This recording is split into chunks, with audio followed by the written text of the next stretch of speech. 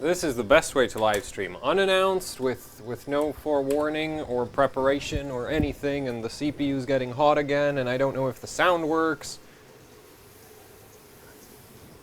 Go.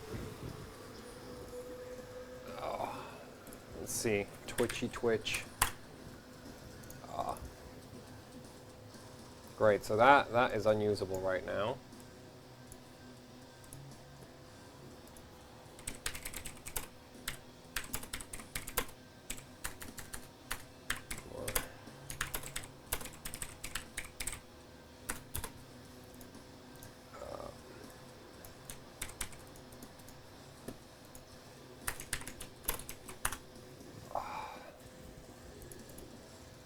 Okay, let's see. Is this stream working? R7, 25. R. And oops, I forgot the stream information is completely wrong.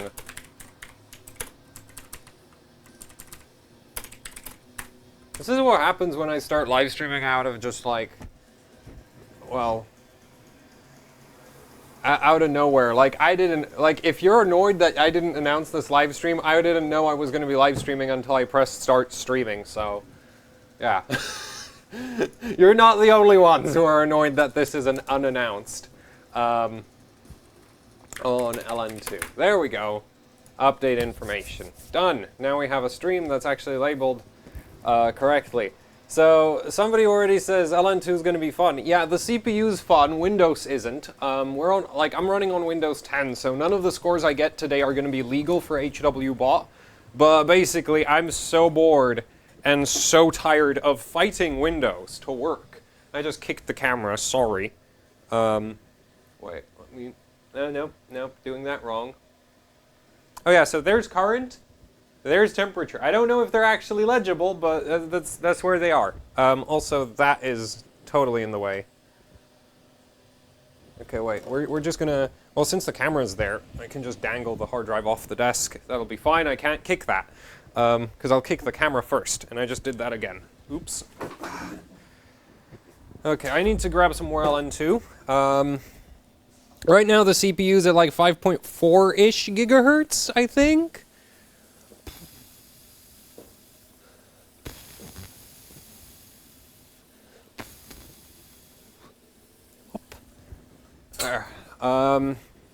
And we should be running full pot if I was, if I hadn't just spent several minutes setting up the live stream, so the whole thing's gone up in temperature. This runs great at like, well, full pot, like as cold as it goes. It's actually like the 2700X on the Hero, like this is really easy to do, like to run it. It's not hard at all, which is nice. So yeah, we're at minus 15 right now, 150. It's not cold enough.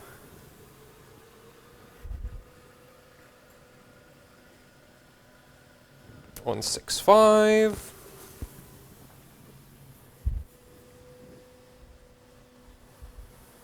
There we go, and we're full again. So I'm just going to show you how much the CPU pulls in Cinebench, because it's pretty wild. Okay, so let me just press run. And yeah, we're doing 42 amps right now on the 12 volt lines. So I do actually have both the 4-pin and the 8-pin plugged in, because I mean, you could probably try shove that through an 8-pin. It wouldn't be happy about it. So, yeah, that's kind of that. Why not use Windows 7? Because the Windows 7 Ryzen, like I had to install for Ryzen for Windows 7, except it works on my Gigabyte board, it works on my ASRock board, it doesn't work on the Asus one. So at that point I was just like, well, screw it. I do not care about like setting up another Windows 7 install just because this motherboard refuses to work with one that works on everything else I've used. So it's just like, so yeah, and basically I want to, like, I personally, like, it's not really ever been that much about this, like sometimes I care about the scores, but ultimately I just enjoy putting LN2 on things. So I decided, you know what? Screw it, I'm running with Windows 10, and I'm just not going to post any high scores because they're not going to be legal. Still doesn't stop me from enjoying doing this, so yeah. Let's see if we can go faster. Now, I think the CPU actually rolls over in terms of voltage pretty early. At least it seems like it, but we'll see.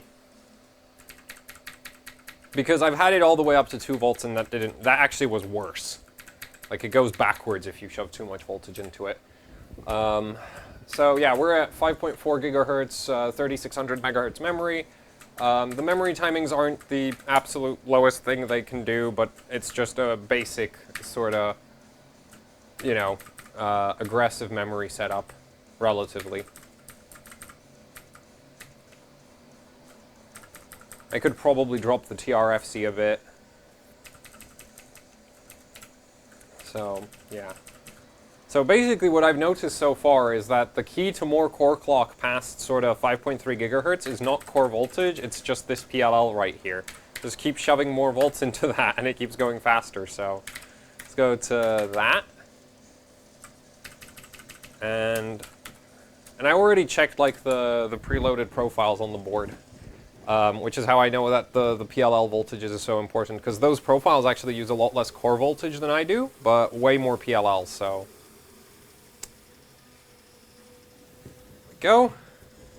I just noticed that the color on the camera is just nope, that's the wrong bloody camera. Yay! Webcam software, advanced. That is... There. That's a lot more like reality. Now now I'm not blue anymore. So, there. Let's see if this doesn't crash. I don't have high hopes. Okay, we're at minus 65. I had it all the way up to like 2.05 volts V-core, and then the CPU was doing like 48 amps. Like when you, I can't wait for the 16 core Threadripper. Like that's going to be awesome, because this doesn't moan about the LN2. It doesn't really complain. But if you have a Threadripper, like this will be like the easiest 16 core to run full pot ever. Because like you literally don't need to worry about the temperature. Colder is better, and that's all that really matters. And it froze up immediately. And I need more LN2 again. I'm probably going to finish off the rest of the DWAR that I still had full.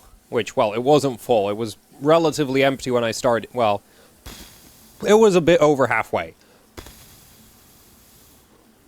There. So, yeah, that's not going to work. We don't need to go to Windows. The bloody CPU will crash again.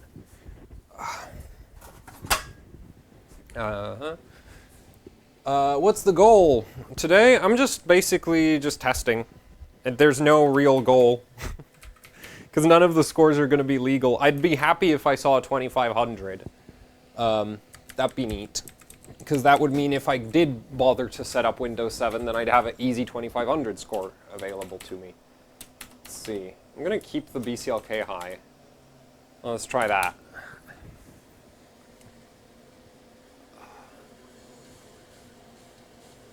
Wait, wasn't that a loaned chip? Yeah, the chip's on loan. Like, Alza's agreement with me is that the chip has to come back in a condition where they can get it past AMD RMA. Which basically means as long as the IHS is legible and identifiable as an AMD 2700X, is fine. So the only thing I'm not allowed to do is lap the CPU, basically. I can put 3 volts through it, if I wanted to. They'd be cool with that. Because again, it would still get past AMD RMA.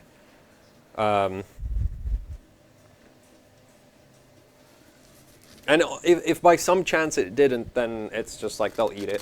They'll eat the cost anyway. I think.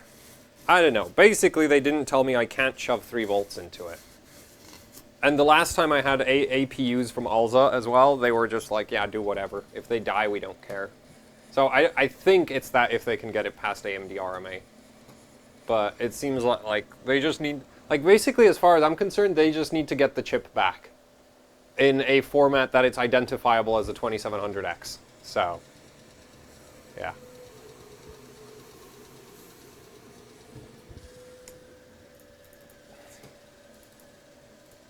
We could try run with... Actually, I'll do it. I'll set up priority. Priority, real time. Bam! This OS is so unoptimized that if this were still too warm...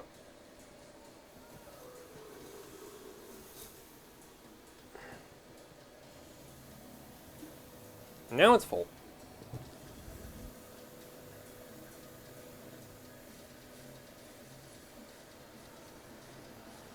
Oh wait, that crashed. We're still low current there. Oh yeah, this memory stick right here is completely frozen over. Like that is, yeah, that's completely frozen over there.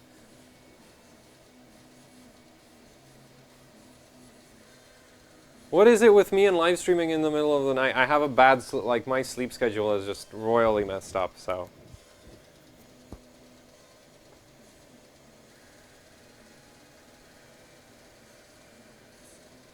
Somebody's asking why didn't I buy it. Here's the thing: as long as they don't ask for the chip back in the next 2 months, I'm pretty sure they're cool with me keeping the chip for 6 months, which is like that is like actually they'd probably even like send me another chip. Like I'd just send this one back and they send me another one on turnaround. Like I think that would also work, because it's just like they just need to keep track of the chips. I think like. Yeah, I didn't have any discussion about when I have to send it back yet. It's basically, it's on loan, and we'll ask for it back whenever, really. So, yeah, I basically have a free chip right now. So, I'm going to abuse it. Let's see. I'm going to try less vCore, because we might still be in that rollover area. By rollover, I mean if you keep shoving more and more core voltage into a CPU, even on liquid nitrogen, at some point the core temperature is going to get so high, because silicon isn't really that great a thermal conductor. The internal chip temperature is going to actually keep climbing and climbing and climbing. So if you keep shoving more voltage into it, it'll just clock worse and worse and worse. Past a point. Like it'll improve, and then it'll start like getting worse and worse. And the power consumption will go through the roof pretty quick. Which I think I already hit that point.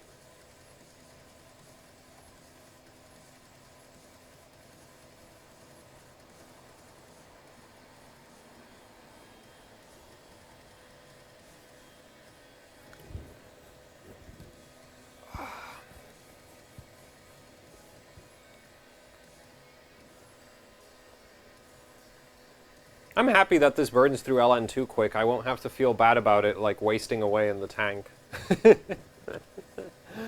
Okay. You know what? I want to see if the motherboard readout reports decent power draw. Let's see. Current. I'm inclined to believe that. Also, I'm not running the LLC maxed out because early on I noticed a situation where it would crash coming out of load, which I figured was the voltage regulator not keeping up. So,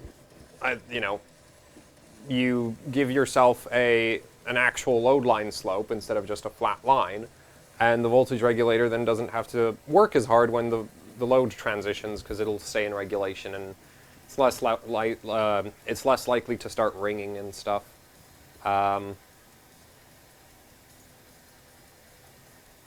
Oh boy, it's running. Whoa.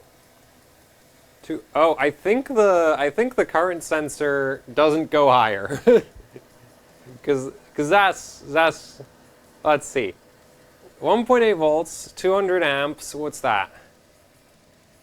What's that? Like, wait, I can't do math right now. Why am I so stupid? Where's my phone? There it is. 1.8.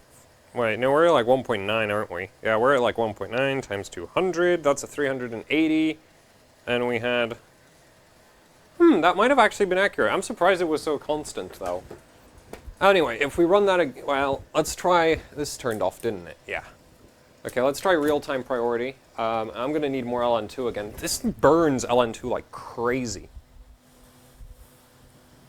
Though, honestly, if you wanted to, you could probably run Ryzen on LN2 daily. if you had like an endless supply of liquid nitrogen somehow. Because there's not really much to it.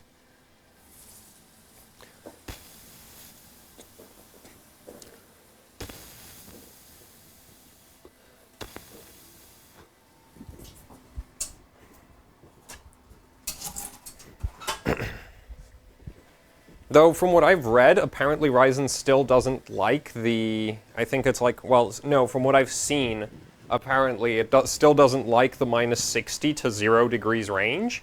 So if you're, like, on a phase change, Ryzen still... Like, this should still suck. Kinda. So, yeah. Real time. Bam. Okay, let's run. Yeah, so that's 38 amps on the core. And I'm letting it run away. Here. But you can see how it's actually pushing the... Because when it's idle, it's at minus 80. You can see how it's pushing the temperature up. Yay, so real-time finished. And the reason why I like the current clamp for real-time is you can actually tell if the CPU crashed from the current draw reading. Because if it crashes, it goes to like 15 amps. I don't believe that 200 amp figure.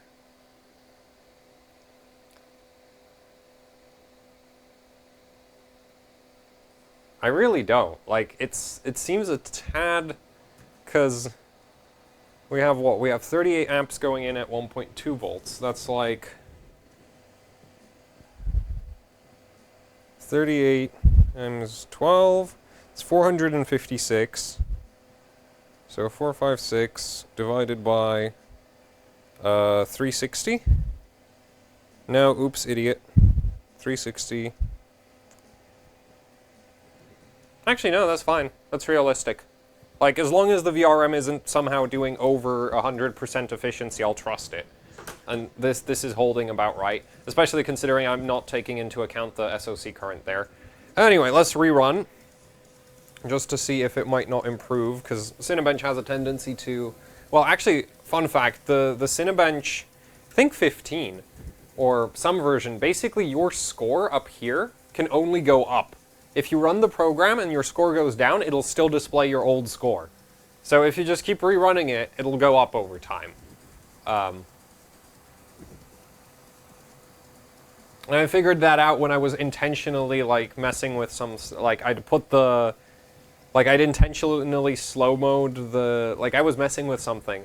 And I noticed that if you slow moded the CPU, whilst after getting a good score in Cinebench, it wouldn't impact the score, which basically means... And it crashed. Because we're low, so... That crashed. Either way, basically, it would... like, if you had one score at full speed, and then ran it again, but with slow mode on, it would still show your full speed score. So, yeah. And I'm not sure if it's 15 or 11 that does that. It might be both. Worse than Skylake X? No, Skylake X is way higher power draw. Well, actually, when we get Threadripper 2, I think Threadripper 2 might give Skylake X a run for its money in the ridiculous power consumption department.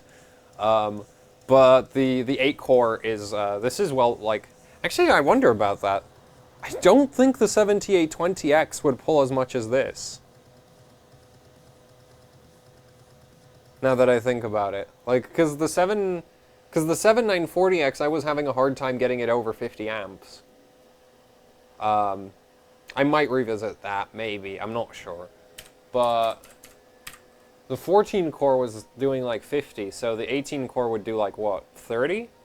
So actually this is worse than the 7820X for just power consumption, which kind of makes sense because you run this on way higher voltage.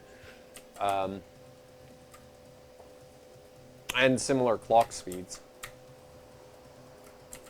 Okay, so that wasn't particularly stable, but I think I can just keep bumping it up.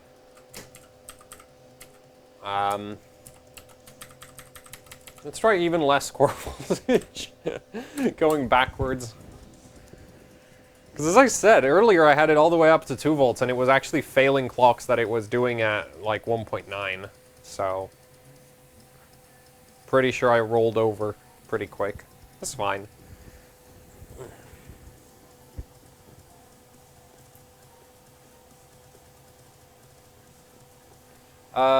What's the record on the 2700X?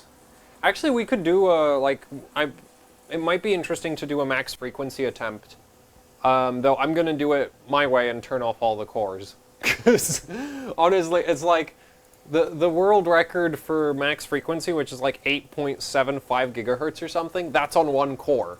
That's not on 8 cores. It looks like it's on 8 cores, but if I remember correctly, that was done with PS check. And it was 1 core out of 8 that was running at that frequency. And the reason why the chip still had 8 cores running was because the 8th core, like the very last core, which if you try, like if you start disabling cores from the BIOS, that'll be the first core to be disabled. That was the core that did 8.75 gigahertz. All the other cores on the chip sucked. So the guy had to run the chip with 8 cores enabled, and then the last one was the only one getting overclocked. And I've still not done the video about how to do that. PS check is really, really cool for AM3+. You can, like, on Phenom 2s and FX chips, you can literally change core clocks for a specific core. And you can, like it's really cool. I really, really like it. It's a bit fiddly to work with, but it's awesome. Anyway, let's run Cinebench again.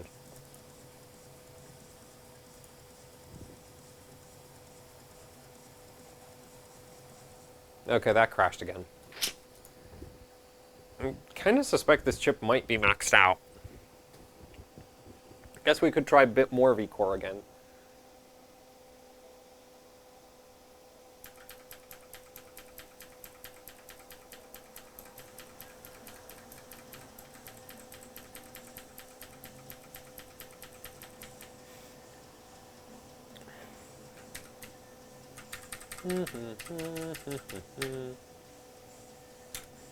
We could try bump the memory speed a bit.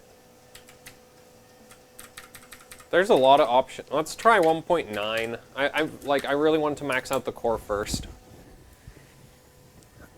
I need more LN2. This actually sucks. Like, you know what? This is actually, for me, running this is kind of worse than the 7940X, because unlike the 7940X, this tends to not crash instantly. Like, I get pretty far through the benchmark before...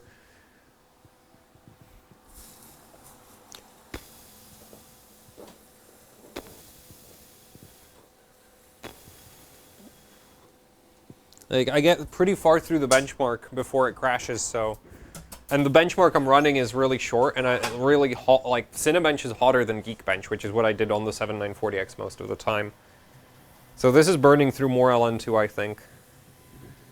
Or might be about the same. Anyway, let's do another run of Cinebench. Run. Cool, so we'll try more vCore.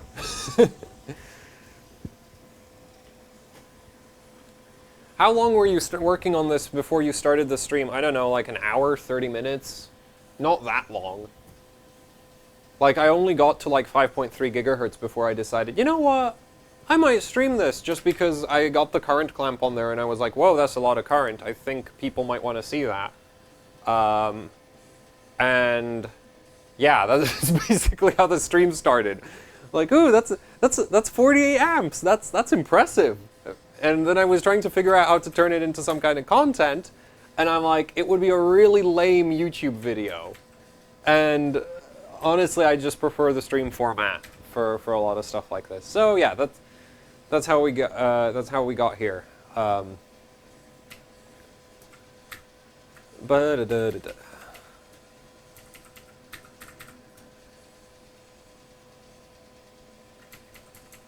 wonder if I could just shove more PLL into it.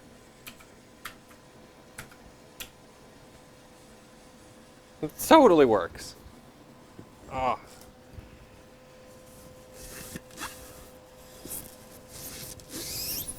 Which voltage sensor do you trust? I have heard a lot of people say to look at hardware info 64 SVI2 TFN voltage and not vCore. What's your thoughts on this?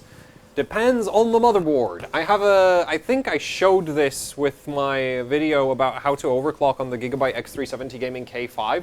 That board doesn't have a single working voltage readout in software. None of them work. Like right now, my daily system is, which I know for a fact is running at 1.35 volts because there's a, like, if you've, well, yeah, if you've seen, I recently posted it on Facebook and in the community part of, did I put it on the community part? I don't know anymore. I think I did. But like there's I have a multimeter, like a little panel meter hooked into my daily system permanently because the Gigabyte K5 just reports complete garbage for core voltage most of the time. Well, actually all of the time. There's like like the SVI2 and VCore, both of those are completely wrong. And then there's one random voltage which is labeled VIN0, which that's the actual VCore, which is just like, I don't know how that happens. Like, how is it so hard to specify which core voltage readout is the correct one? No idea. But on this board, I would trust SVI is correct. Actually, most of the, like, yeah, this board's really good in terms of the software support. Which, just watch the LLC video. I go over which voltage to trust on that. Well, I don't specifically say which one to trust, but I show that, like, all of them agree with the the voltage read points, the multimeter, like everything agrees on one voltage. And at that point, it's like, yeah, the software's solid. But sometimes you get boards and it's just like, one of them is just like, some of them just I don't know what they're even measuring. It seems to be some completely arbitrary value that they pulled out of nowhere. So that's fun. Yeah, okay, so you're on a Crosshair. I didn't have the Crosshair 6 Hero at all. But I'd be inclined to think that the SVI2 probably works best on it. Yeah, the SVI2 sensor on that board should work pretty well. Are the power current readings and hardware info at all accurate? Depends on the motherboard. Some motherboards, it's just like not in a million, like the Taichi, for example. The X370 Taichi reports roughly 2 times. Like, it reports more power than what the current clamp here would measure going into the CPU. And I've checked this thing against, like, other measurement equipment that I've been working on and against motherboards where it's like, okay, this is accurate. That motherboard is lying.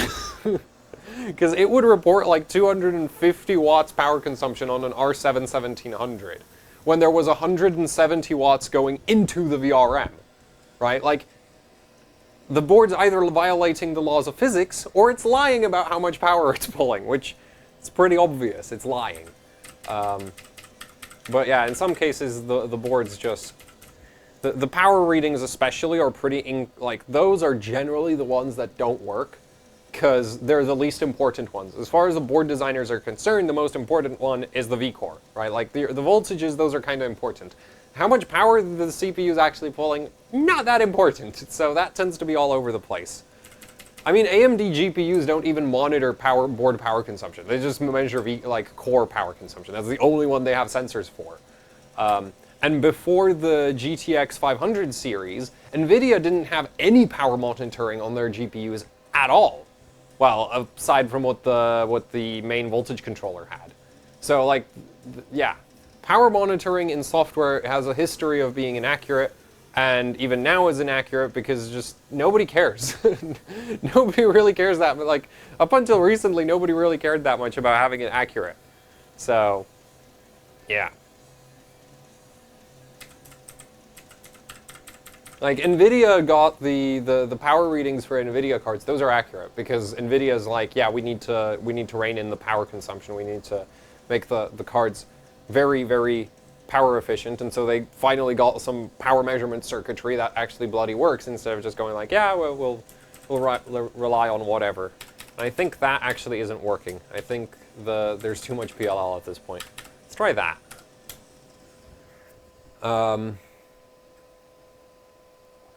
Is the Asus TUF X470 Plus gaming any good? No, that is a terrible, terrible motherboard. Like, I came across that motherboard while choosing boards to buy for my reviews, and I was just like, I could buy this and tell you about how god-awful it is and how you should never buy this in a million years, but I'd rather buy motherboards where I can say this is something you should buy, rather than tell you about boards that are bad, because a lot of the time people are like, what motherboard should I buy? And I'm like, I don't bloody know. I've not tested any of them. So, yeah. This obviously, this right here gets a very strong recommendation. This is an amazing board. How long have I been going? 30 minutes right now. You've not missed much. Are you going to buy the X470 Taichi? I intend to. It's not a priority for me. Like, if it works out money-wise, definitely getting it. If it doesn't, I don't really care that much. It's not that high on the priority list for me. So.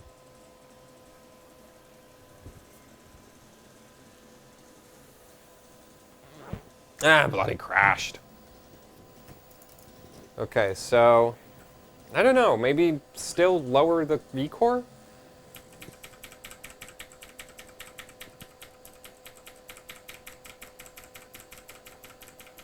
What are your priorities money-wise? I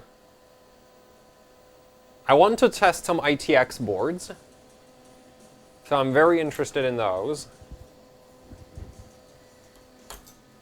There was ice in the fan and it was making a buzzing noise. Because what happens is like the white smoke you can see, that condenses on the fan grill that I have, and it like makes ice crystals, and they slowly grow into the fan blade, and then they start clicking at me, and it's rather annoying. It's doing it again, isn't it? Oh, whatever. I don't care. I have better things to do, like figure out how to get the CPU to do, what are we at? 5.45. Yeah. If we send you stuff, would you post it back? So here's the thing. If you want to load me stuff, I don't want it on the basis that if it dies, which it might in my hands, that's a very, very realistic scenario that I get my hands on something and I kill it. I don't want to deal with the consequences in such a in the situation. So basically, I will not do like I've had people tell me like, hey, could you volt mod this for me and volt mod that for me, and it's just like, nope. Especially because somebody was like, yo, I'm going to send you a Titan X for shunt modding, or some kind of modding. And I'm just like, no. No way. No Titan X. I'm not touching that with a 10-foot pole. If that dies, oh my god.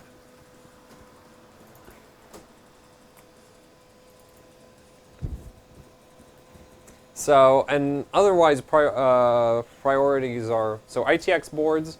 I want to look at the Master SLI from ASRock. That one's higher priority for me than the Taichi. I want to test some of the Gigabyte, like, I think I might do the Ultra Gaming from Gigabyte just because it's cheap and either, like, here's the thing, I'm really interested, like, I don't like spending money on boards, so I'm actually very interested in finding, like, a really, really solid, cheap Ryzen motherboard. So that's kind of where my priorities lie. Keeps crashing at the same point. Okay, well, I need more LN2 again.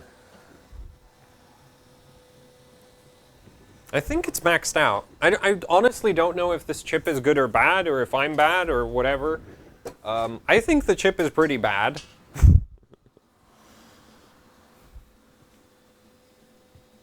But there's not particularly good, like, statistics for Ryzen 2700Xs. Yeah, we're gonna run out of LN2 today. That's good. Because LN2 uses LN2 not wasted. If it just sits in the tank, that is actually wasted. It's like, I'm not going to be uploading any scores today, but... Wait, did I just reset and it's back at the same settings that crashed? It is, isn't it? Yeah, it is. X470 Prime Pro, now that you have it. So, I've still not turned on the Prime Pro. I've installed it into the case that I plan to use for VRM thermal testing, which incidentally I will not be testing the VRM thermal of this board because this is now covered in Plastidip and it's just not going to be accurate at all. So yeah, but the Prime Pro, it's sitting in a case for thermal testing. I've not turned it on yet. I hate this about Asus BIOS. I don't know how they did that. Like, Seriously. You go and, right, you press minus, and it starts at 4K. It's like, we're gonna try bump up the memory a lot. This memory kit does like 3900 on X299, so it should do 3700 just fine, assuming the CPU's memory controller keeps up. Which it does. So the cool thing is, Ryzen 2000, like the 2700X, it actually gets better memory overclocking at very low temperatures than at positive temperatures. Like, if you look at the scores from like Elmore, Elmore's scores, he's running like 3900 at CL11, which is ridiculous. Like, that's completely insane. And it's because the chip actually, like on air cooling and water cooling, you're probably going to hit around 3600, maybe 3733. You know, with a lot of work, you might be able to get it to do 3800. But for like benching, you're probably going to end up around 3600 to 3733. And then on LN2, it's like it does 3900. And actually, I've not managed to boot this chip yet above, I think the most I had it on air cooling was like 3533 CL12. And right now we're doing 3743 CL12.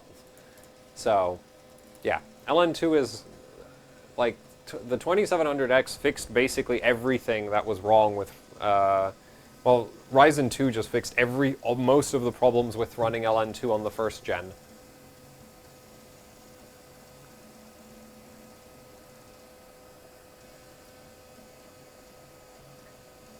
Yeah, I was shoving way too much vCore into this damn thing. Sucks that it won't clock any higher, though.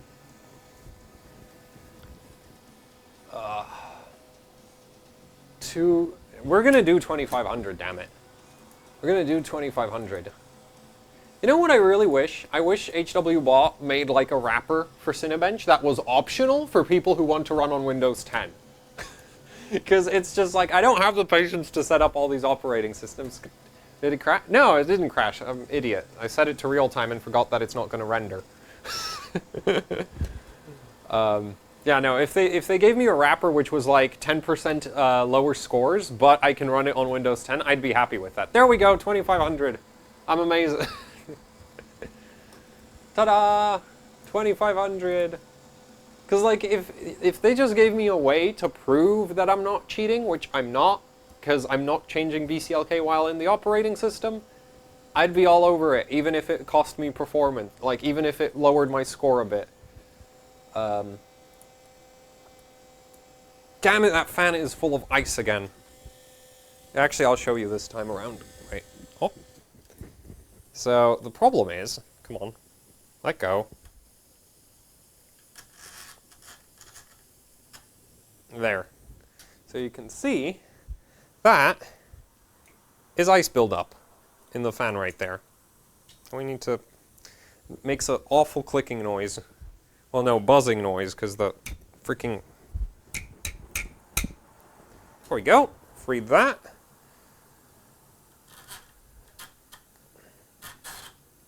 Oh yeah, and since the LN2 pod I have isn't meant for AM4, I do only have two mounting rods.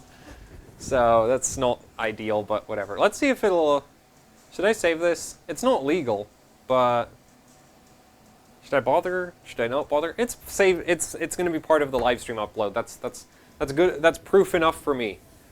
There. Happy with that. There's no point making a screenshot of it, because it's going to be on the live stream. And it crashed again. Lovely.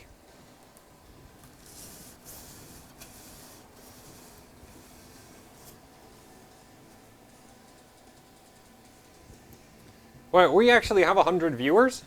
120. That's impressive. They should have called it Ryzen LN2. Yeah, that would have worked.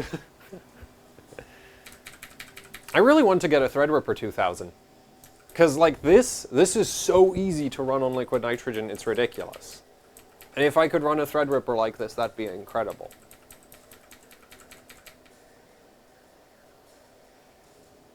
I wonder if the NVIDIA driver works. We could try some benchmarks like 3D Mark Physics. You know, and other just sort of just for fun kind of things. Like I'm thinking, I'd like to see what it does in like, yeah, Firestrike basically. I wonder what it does there. Because then if you had like a Threadripper doing like 5.2 gigahertz on liquid nitrogen and the PCIe still worked, that's the main problem. The PCIe on Ryzen 1000 would completely just blow up. Do I actually have a relevant generation NVIDIA card that I can just plug in the system? There are the 780 Ti's. I guess I could throw a cooler on one of those and run that. I might consider that. What did I do? Wait, let's see. Okay. No compatible... yeah, okay, so the driver is borked. Lovely. Okay, I'm not bothering. What else could we run?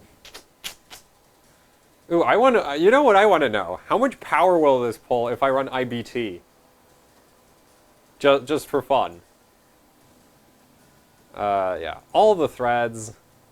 And the thing about IBT is you need to set it to a high memory usage. Oh, wait.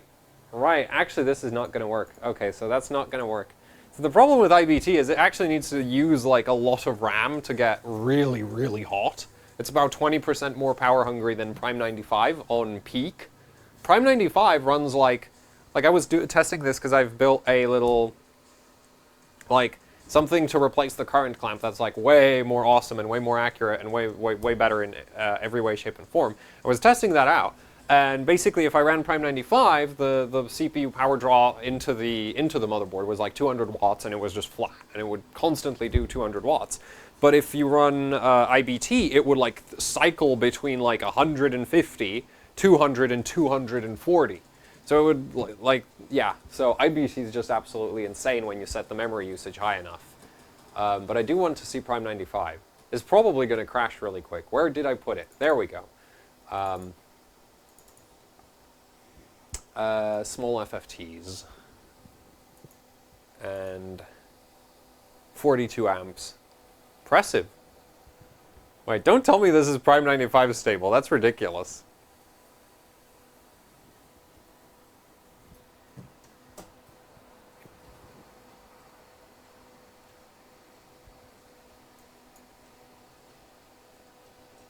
Damn.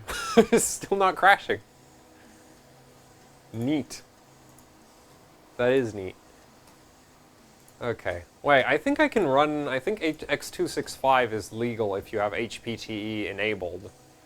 Which, I mean, I don't know if it is enabled, but we can always enable it. So, let's see. Plug that in. Which I think I have X265 on here.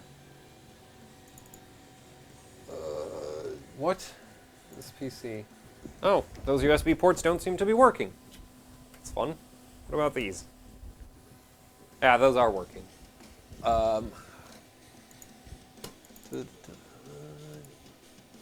Benchmarks. Wait, is that an old version or a new? It's a version. I hope it's modern enough that it's legal, but again, I'm not here to make high scores, so who cares?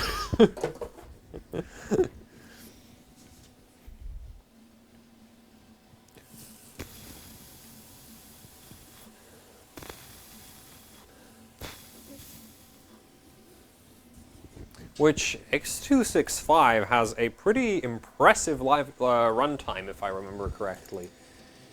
So let me just check a few things.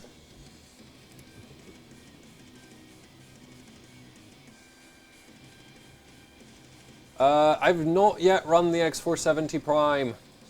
HPT, yeah, okay, wait, there's not active. Cool, so we need to, right, the mouse cable stuck under keyboard.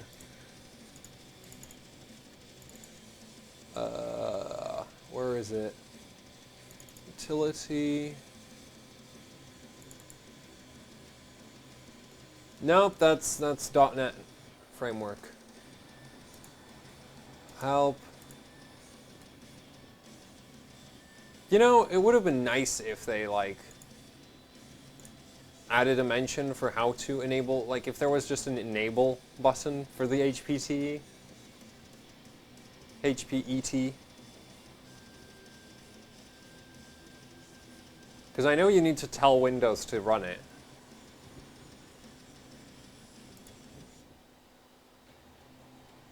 Why aren't you on Windows 7? Because Windows 7 decided not to work with this motherboard when it works with every other AM4 motherboard I have. So this motherboard is stupid and I don't care. Like, I have no, like, I've completely run out of patience for messing, like, fighting software over running. So, yeah.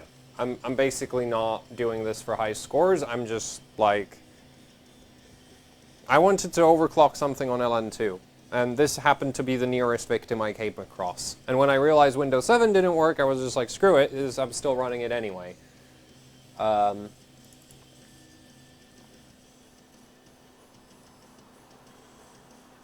Okay, you know what? Looks like I'll just have to Google it. And first I'll actually have to check if it's even enabled in the BIOS, so...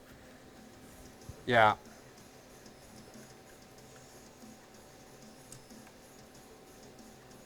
Windows 7 has no USB 3.0 drivers. That Windows 7 install that I have works on the ASRock motherboard's USB 3.0 ports, it works on the Gigabyte's motherboard USB 3.0 ports, it works on the MSI board, it works on every other motherboard except this one. So, yeah. It's not that Windows install's fault. Well, I don't know what's wrong with it, and quite frankly, I don't care. Like, I've run out of patience. I'll fight it some other day, not today. Software being stupid is just, like, literally, if I didn't have to deal with Windows at all, and if HWBot had, like, a Linux install that was like, this is the only operating system you can use, and they made sure that it bloody worked all the time, that would be ideal in my opinion. Fighting Windows installs for performance and functionality is just not my thing. So, yeah, and today I've really just had it with Windows, so, well, with getting things to work. Okay,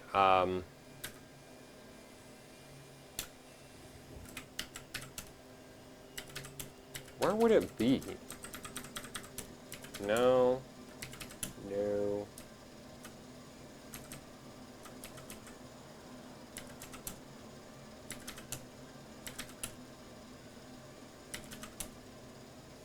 No, that's just USB.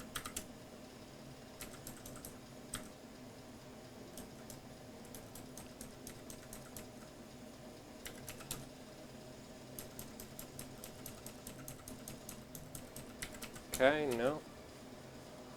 Nah, it shouldn't be there.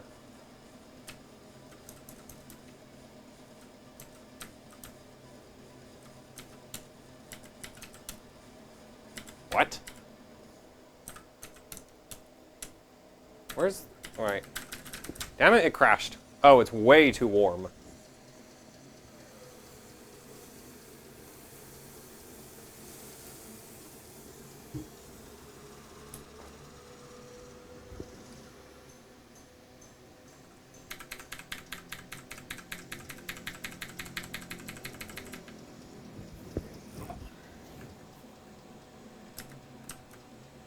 Okay, I know there's a search function. Not that one. Nope. No. Nope. Okay. Okay, wait.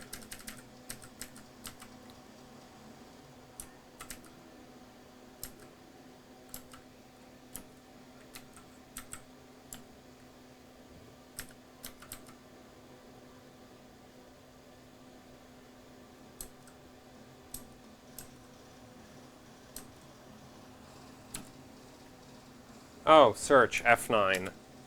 Fun.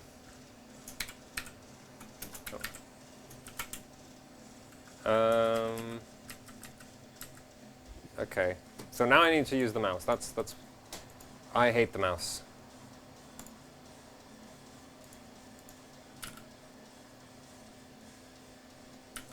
Okay.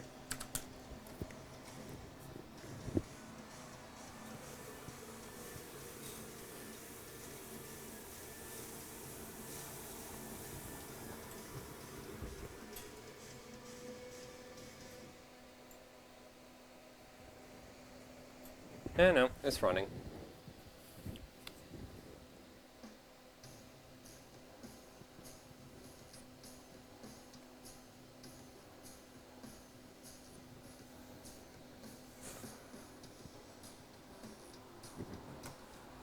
Okay, so somebody said GPU Pi will enable it, so I'll just get that. Because I do have that, I think. And that might even be up to date, so we could run that as well. Where was it? Benchmarks, GPU Pi. Which version is this? 3.2.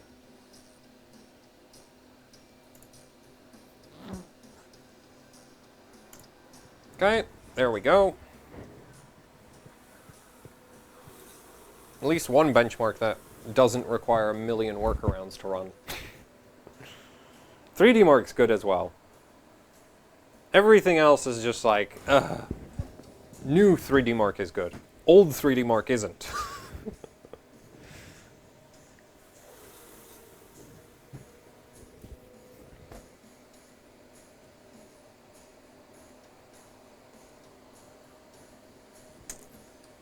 Okay, what are we at? We're at -5. Okay, and I totally need a refill. Because this is going to run several minutes, if I'm not mistaken. So I need a second thermos of LN2. Because this is not, like, it's 2 minutes, I think, for GPU Pi at, like, way higher clocks than what I'm doing.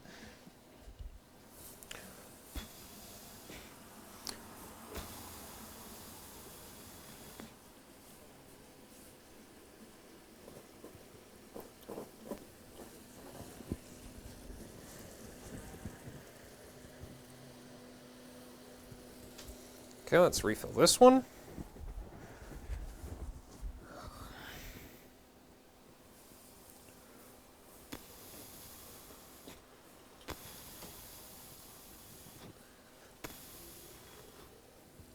Go. Yeah, we're at the bottom of the tank, so well, basically, if it doesn't get any scores soon, there's not going to be any LN2 left in, like, a couple minutes, so, yeah. Oh, that's why I said I don't really, like, I'm not aiming to win anything today. Kind of messing around. Okay, so which one was it that's actually worth bloody points? Because if I'm going to run this freaking thing, I want points.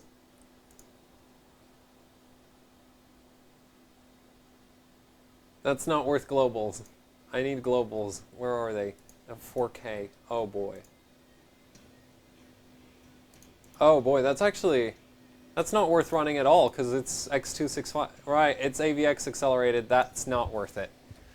Because Ryzen sucks at AVX. Yay! I guess we're going to run GPU Pi. Error could not fetch number of... That's fine. What? No. Stupid freaking...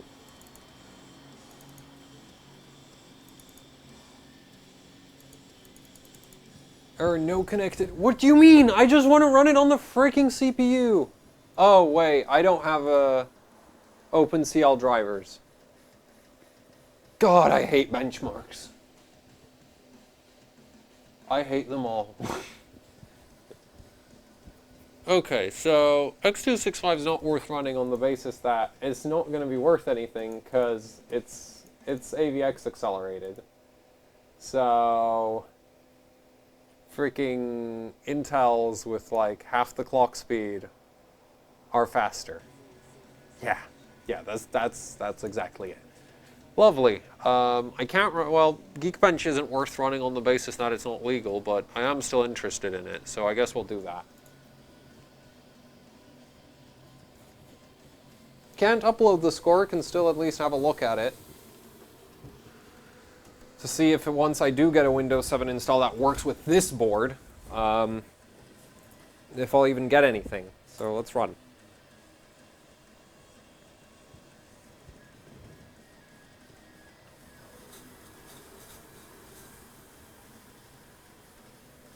I'm letting it get way too warm again. And it crashed.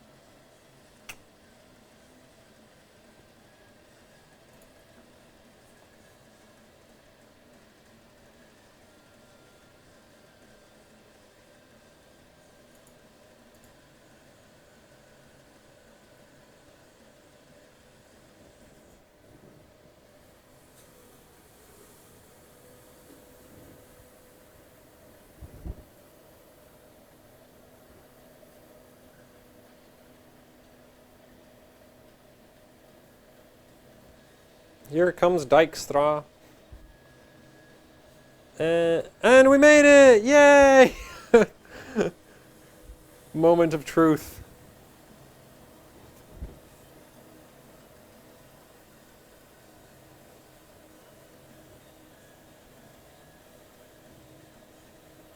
This isn't that slow.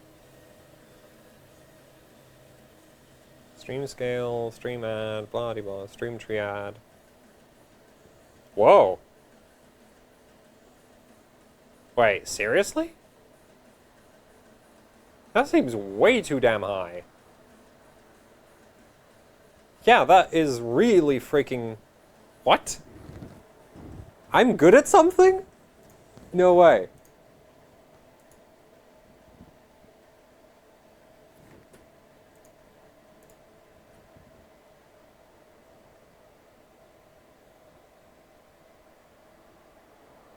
I'm getting like... Am I cheating or something?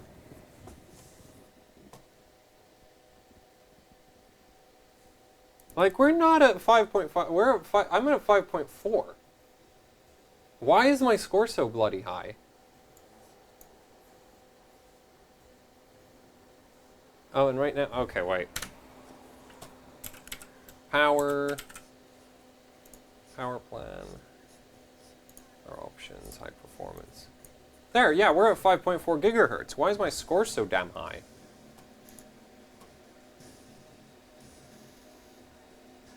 Does it run better on Windows 10 or something? Because I'm not tweaking the BCLK inside the operating system, so it's not like I'm cheating. Why is this so...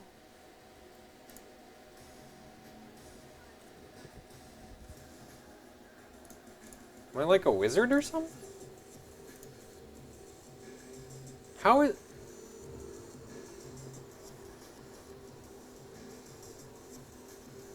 What?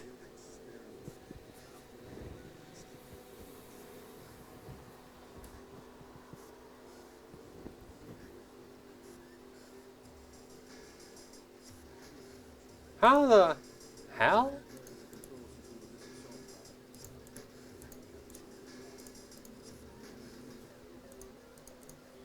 Yeah, now I just need a Windows 7 install, and that's easy points right there. Because 49K is actually really, really high. Like, I'm beating a guy who's at 5.55. Like, I'm beating a guy who's 100 megahertz above me. Like, what the hell? Yeah, I crashed. And his memory settings, at least on paper, look better than mine. Like, the primaries look better than mine. Well, yeah, his primaries look better than mine, but this has potential. Let's see.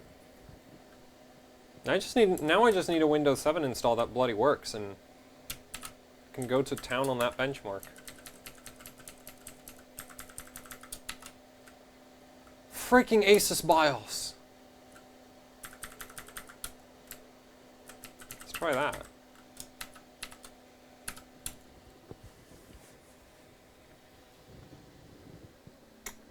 RAM speed is, well, right now I changed it to 3823. 12, 11, 11, 28. Which actually it should go lower. It should do like 12, 11, 11, 26 if I wanted to. Or 25 even. So yeah, I think I'm beating them entirely on the memory side of the benchmark, which is kind of, like, that's surprising.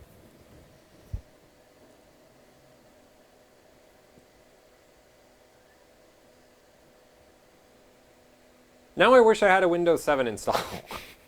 Because the scores are decent. Right? Like, they're not bad. Like, my clock speeds kind of suck, but the scores aren't bad.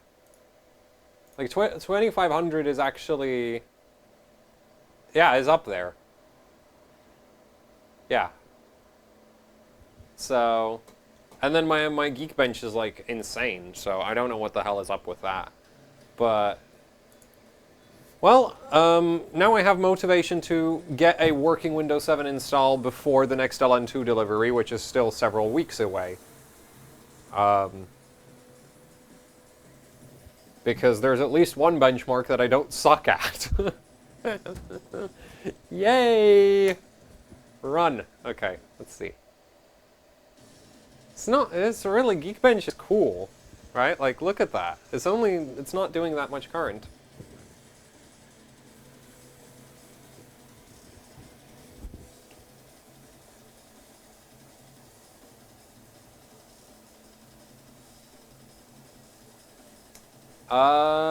How do you go about tuning secondary timings for RAM? Basically, like, that's as far as I know how to do it. Like, there's a few basic rules for some of the timings, like, yeah, there's a few very basic rules for how you can set up some of them, but other than that, there's not really anything. It crashed.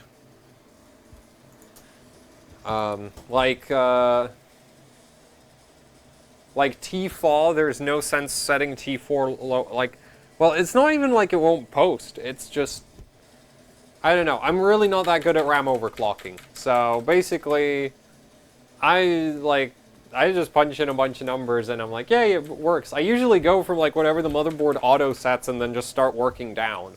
That's usually what I do. Okay, I'll back that back off. Back the BCLK off again. There's a few things I want to do. I'm pretty sure there is a... Yeah. Wait, what the hell?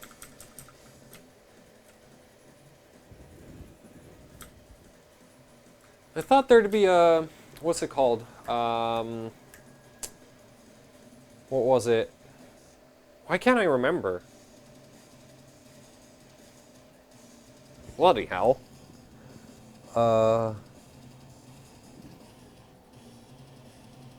There's a setting that is like specifically to make your BCLK more stable. And I can't remember what it was bloody called at all. So that's bloody great, isn't it? Default is normal.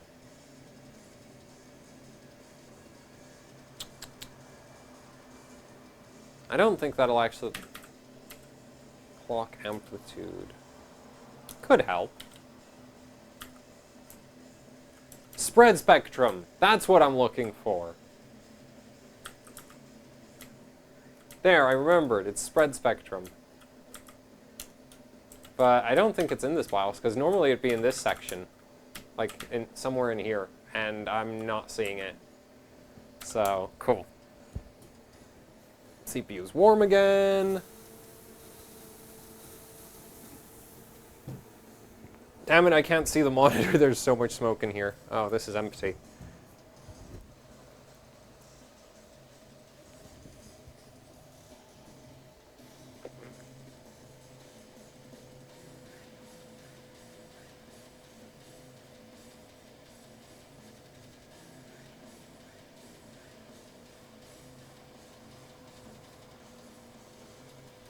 TRC has to be at least as high as... Yeah. Yeah, that one's true. TRC has to be at least as high as TRAS plus TRP. That one's definitely true. But there's also, like, if you've read, there's, like, overclocking guides for DDR3, and they mention that your TRAS can't be lower than the sum of your first three, what is it? First three timings, so TCL, TRP, and TRTP, I want to say. I don't even remember the bloody names. Then again, I just forgot spread spectrum's a thing, so I'm doing great today, aren't I? There. Kick the camera again. I'm getting a refill. But yeah, the TRAS thing doesn't actually work.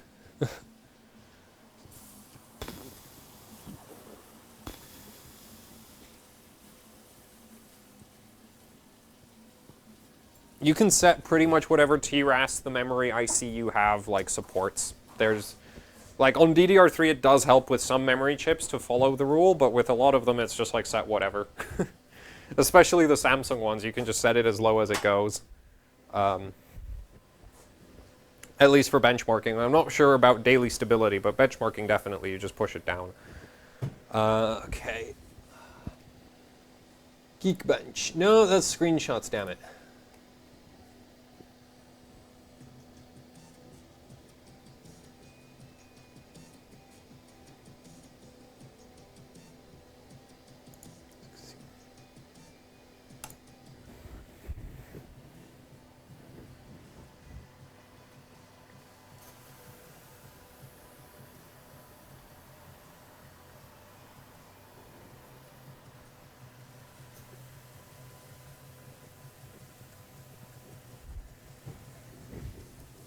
USB device not recognized. Great, the USB ports are exploding.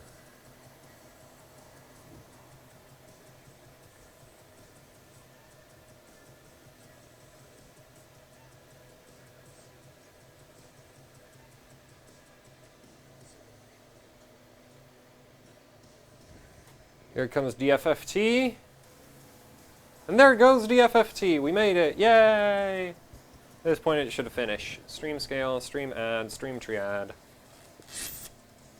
What the hell? No! What the hell? Why would you do this? You evil benchmark! Okay, we'll just rerun that. It'll probably work. It'll probably warm up to the idea of completing.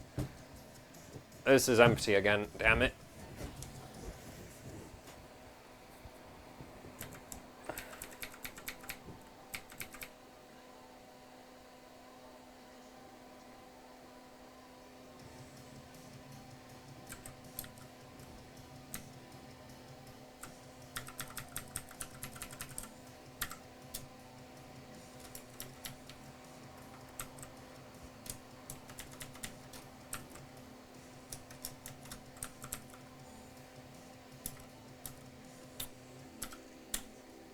Just trying to, like, dial in the voltages.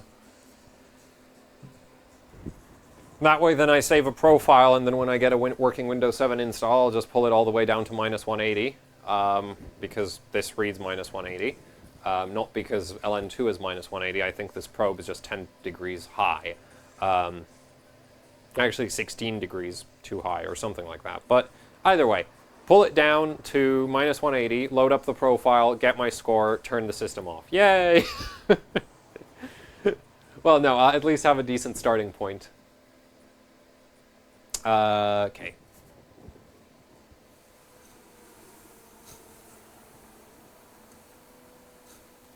This is a nice benching session. Like, aside from the fact that none of the scores are legal, the 2700X is a nice CPU to run on liquid nitrogen. It doesn't clock really high, but it doesn't like complain, you know, that it doesn't crack your thermal paste.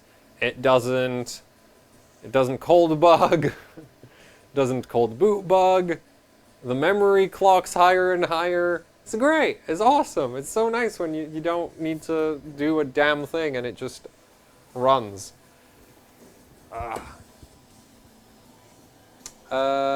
Did I get your email about sending you a Fluke digital multimeter? Yes. Yes, I did read that email. I think you might be underestimating how much a Fluke can cost. Just gonna throw that out there. Especially if you want one that's like feature complete instead of just, because like that's the thing I really don't like about Fluke meters is like they do some really, what the hell? Now it's way down. What a benchmark. That is interesting. But like what I don't like I've gone through like looking for Fluke meters and it's just like they charge a huge amount extra for like really minor features. Like getting a K-type thermal probe reader on a Fluke meter, you need to go and buy like a $500 one instead. Like it's really like that's not a hugely difficult feature to add because the K-type is literally like it just produces a voltage and you need to translate that voltage into a temperature. It's not exactly, you know, difficult to do. But Fluke is like, yeah, that feature is going to only be available on a DMM that has a bunch of other features, but it's $500. So it's just, yeah. So that's interesting. So if I drop the memory back down, will it score better? Might be like biased towards certain memory ratios? Then again, Geekbench does have a good amount of variance. Wait, what else did I do? I ran Cinebench. No, I didn't run Cinebench. I didn't run a damn thing, actually.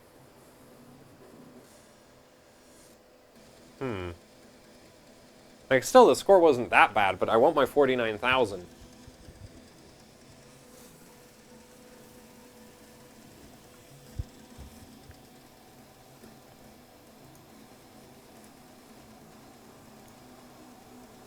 Because, yeah, if I post a 49,000 point... Yeah, that's a 60. That's easy 60 points for me.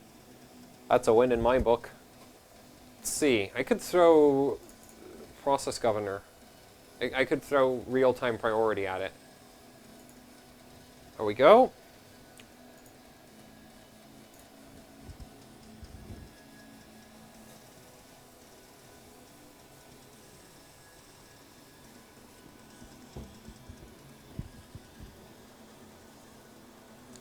You changed the power plan.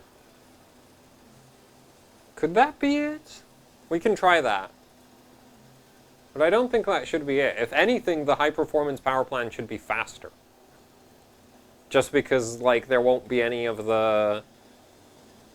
like, the CPU won't have to go from P state to P state.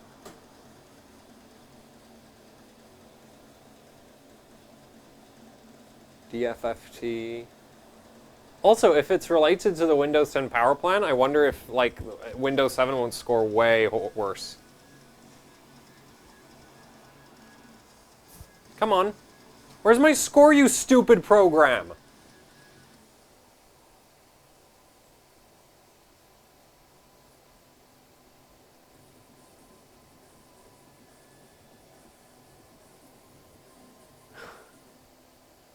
When will you get Streamlabs set up? No idea. Like, I started working on it a bit, and then kind of like, I don't know, it's just like, here's the thing, I legitimately don't care about production value that much. Like, yeah, so, okay, well, I need a refill again, but Streamlabs, I don't know when I'll set it up. Like, one day, randomly, there will be a stream and it'll be working. Probably. Maybe. Oh, wait, there's still LN2 in that. Whoops. Like, why is this thermal slightly heavier than the other one? That's because it's full, idiot. There. Okay.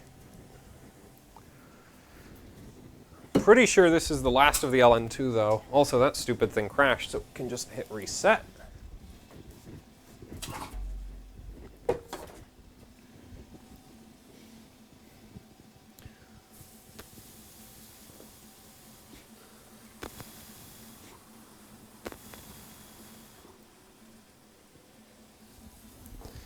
go. Not going to bother with the second thermos since we're not running anything that actually requires it.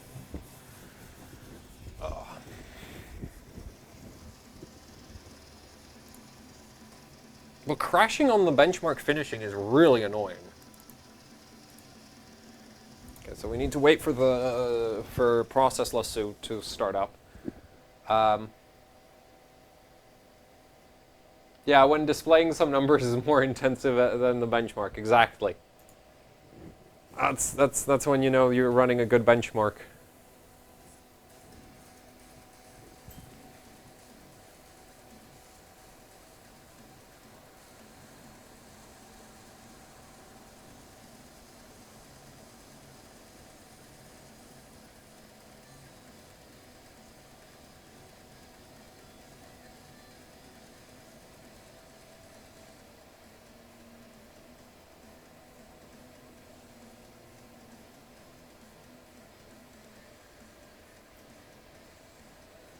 Is it just me, or is it now running, like, suspiciously fast? Like, I'm getting a feeling like this is...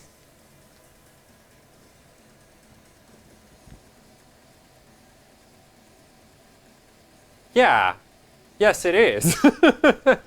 Damn. Okay, so yeah, I can make it spit out 49,000 pretty consistently.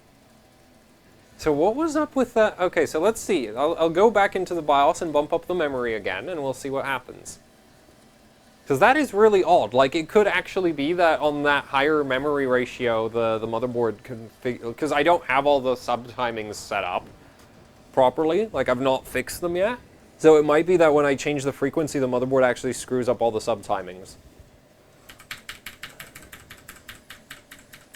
We're currently at like 5.42 gigahertz, 5.43. You can see it right there, 5427. So I'll try bump up the memory speed because Geekbench is very, like, it likes a lot of memory performance.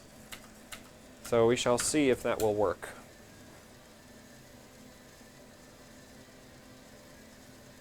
It's 5.4, not 5.3. Hate it. Like, every live stream, everybody's like, I don't know how people manage to do it, but like on the 7940X live stream, there was a guy in the chat who was like, who was reading the, well, to be fair, he thought that I was 100 megahertz down because I had the CPU ratio at 49x with 102 BCLK or something, so I was at 50.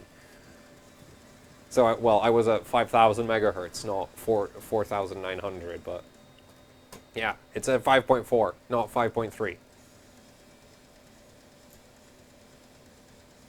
Geekbench is, like, it's not displaying correctly, so... At the very least, running real-time like, even if real-time doesn't bump up the score, it at least tends to be a bit more consistent, so I'll still wait for it to do that, and let's run.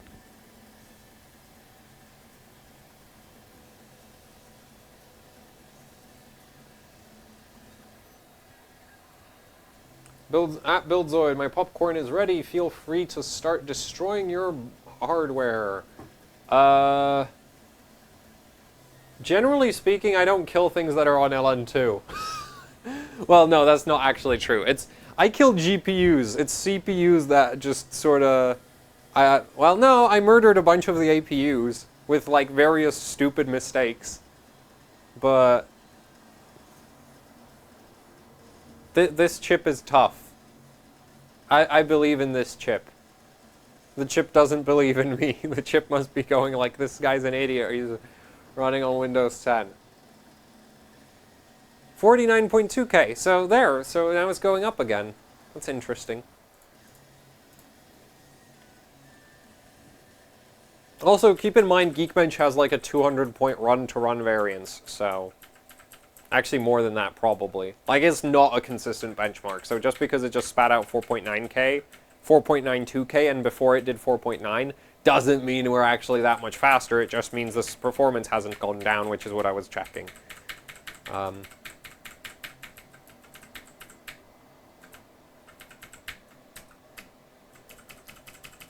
3880. Like, I wonder if we could do 4,000 at CL12. That'd be crazy. I don't think the SoC actually goes that high. B-Die, what speed is your kit? Oh, I have a 3733 CL18 kit. But here's the thing. I can't recommend you a specific team group memory kit because mine are pre-binned. Like, these are not retail kits. Like, these were sent to me by team group. They're not retail. I think they were binned out of like 200 sticks. And mine happened to be 3733 CL18. And there's like a few, like, they've binned out a few more kits like this. But I'm not sure what the specs on all the sticks are. But I think, like, from what I've heard, some other people who got, like, similar sticks from I think the same binning run, got kits that were rated at 4000 CL18, and then there was a bunch of other people who got 3866 18, and then there's my 3733 18, and it's just, like, I think, like, they basically binned, like, 3 different, like, I think the variance might be all over the place across the top sticks they have. I'm not entirely sure. But they certainly make good kits. It's just, like, I don't know what probability you'll have that you'll get something that behaves like mine. You might get something that's better, you might get something that's worse. And I think mine were specifically binned for max frequency. So these aren't even, like, max performance sticks, which I really want to test I bought a 7740X recently, because it was on, like, it was super cheap. It was like 140 quid at CEX. So I bought a 7740X, and the plan is, once I have some time, I'll take the OC formula, the X299 OC formula, one of these memory sticks, and, well, I have 4 of these memory sticks now. So I'll bin all the memory sticks with the 7740X for max frequency. I really want to try do 5 gigahertz DDR4 memory clock. Because that's a nice, simple benchmark, you know? You just need to make the frequency high. Can't screw up anything about that. So, and I've already done that with, like, the 7700K, except I'm pretty sure, like, I've done 4.85 gigahertz memory clock with the 7700K, except I'm pretty sure my 7700K's memory controller is garbage. So I really want to try again with the 7740X on the OC formula, because that seems like that should be like a winning combination of motherboard and CPU for max frequency.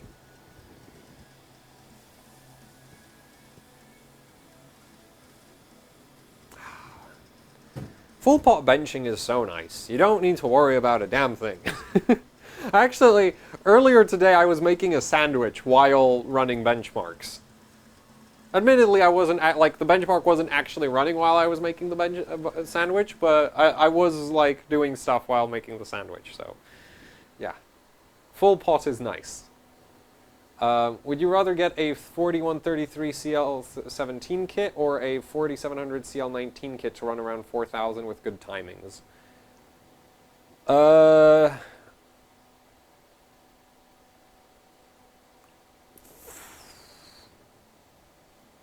Tough question. I'm gonna say, I think I'd go for the 4133 CL17, I think.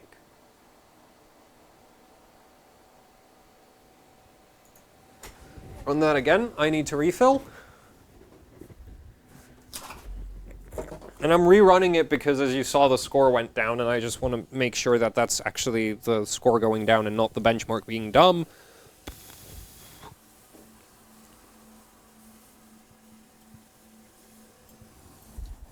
Yeah, we're on like the last 3-4 liters of LN2 at this point. So, this is it. I should probably start doing the max frequency attempt pretty soon. But I do want to run Cinebench one last time after this finishes, just to see what it spits out with the new high memory overclock.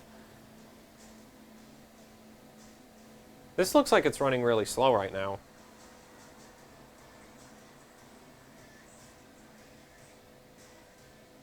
And that's interesting. The memory score up. Like, that's gone up. The rest hasn't. Silly benchmark. I wonder if just rerunning it'll eventually get us same score.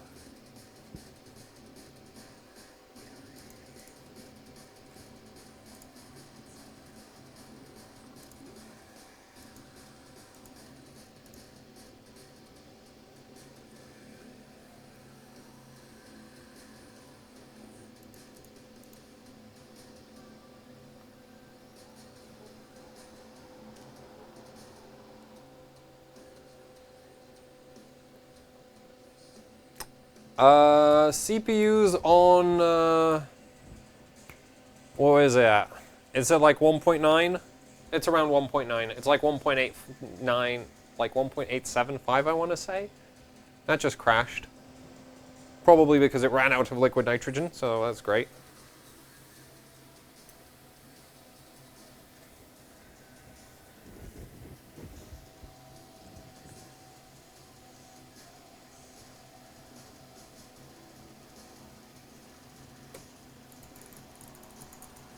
The mouse is not working.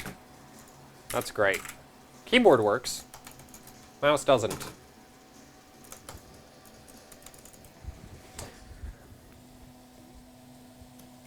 Whoa, the VRM heatsink is one giant puddle. Still, there we go, mouse is back. Yeah, the VRM heatsink is a puddle. Give me a second. I will go into studio mode. Camera plus camera. Check.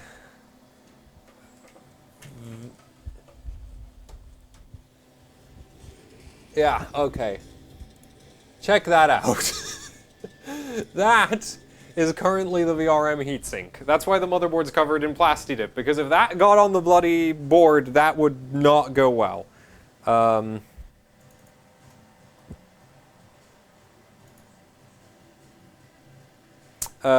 Safe 24/7 voltage for B-die, 1.5 volts.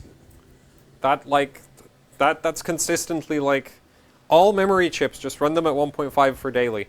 Mostly because there's no solid data on what happens beyond that. At least that I'm aware of, so, yeah.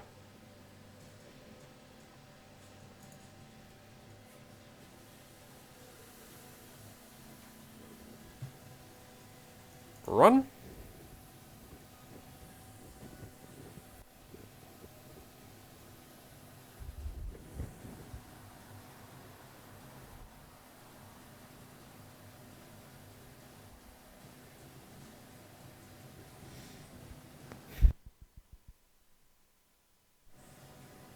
I need to make a high...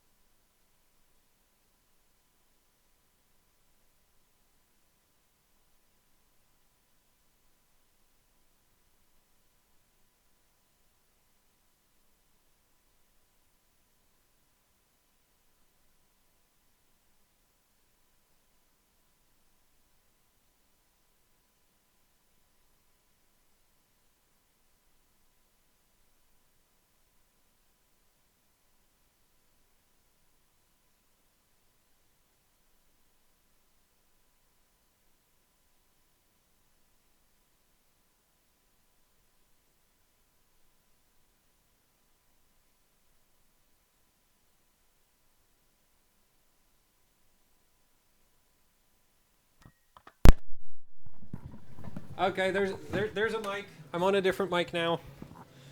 Bad news, I do believe I've run out of batteries. So, I can't actually... So I'm on the desk mic now, so I can't keep talking all the time now. Because the moment I move away from the desk, I won't be audible anymore. Yay, 5.5 gigahertz works. Which really isn't that surprising because we were benching 5.4. Been off for 10 minutes. Well, damn. Okay, come on. You gotta understand, I can't do everything. I have a system with liquid nitrogen on it to run. The live stream really is just kind of like the thing I'm doing on the side.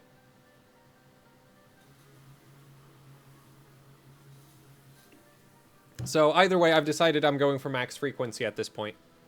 So, yeah, and I was just checking if the multiplier goes high enough that I won't need the BCLK.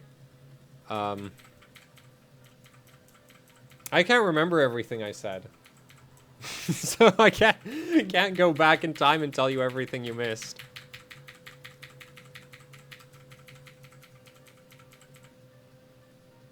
Direct die cooling is fine for 24/7 usage. Yeah, sure. Like, what would be...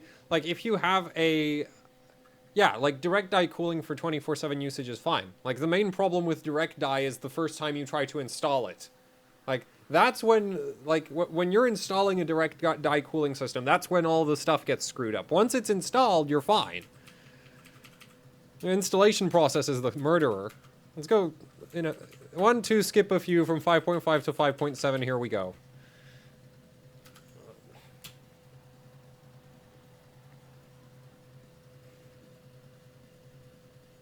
Oh, I was showing you this thing.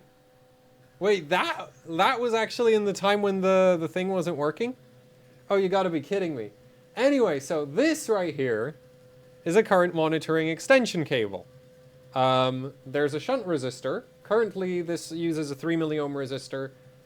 In the future, I might upgrade to a 2 milliohm or a 1 milliohm because this does get a little bit warm. And I'm not a huge fan of that. And that just failed to post. I'm making a bunch of these. I'm making actually 10 in total. They read out over, like, this has an I2C interface on it. The sensor on there is an INA219 from Texas Instruments. So it's like the little brother of the 3221. The 3221, yeah.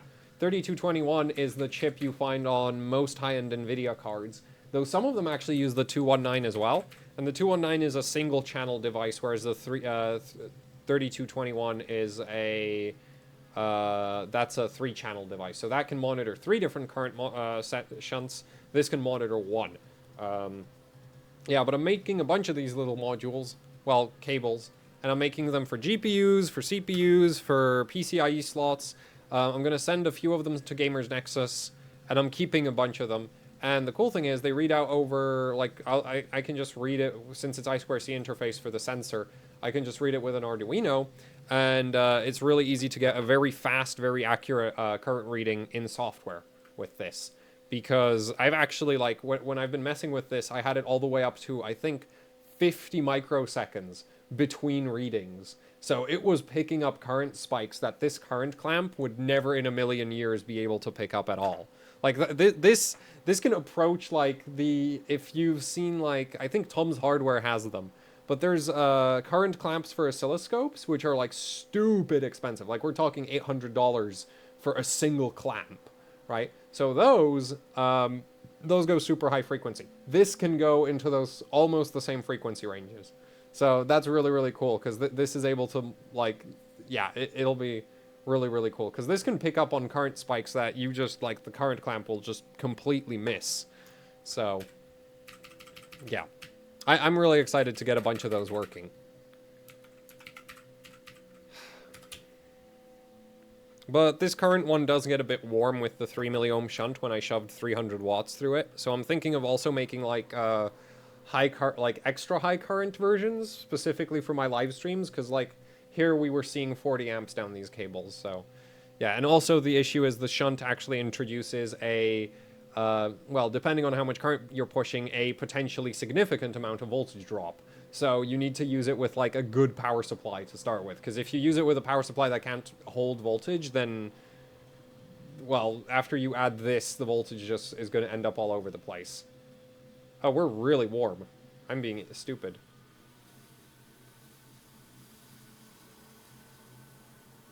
I wish I had like a room cam to show you how, just like how much smoke that produces. It's like a freaking volcano. You can, okay, so yeah, so the actual PCB part of this is a, you can buy that from Adafruit. Look up INA219 on Adafruit, and that'll get you the PCB. Because obviously making your own PCB for this is just a bloody pain. The Adafruit PCBs is they're a bit expensive. Like these modules from Adafruit are like they're like $10 a piece.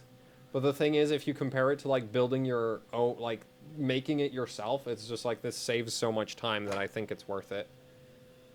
Like I'm not gonna go and manufacture these myself. It's just like $10 is a lot, but the chip is like like if you're not buying super high volumes, then the chip itself is like $1 or something like that. So, and then you'd have all the soldering work to do, and at that point it's just like not worth it. Wait, so this is perfectly cool benching at like 5.5, but it won't even boot 5.7? Really? What a silly platform. It's getting warm again.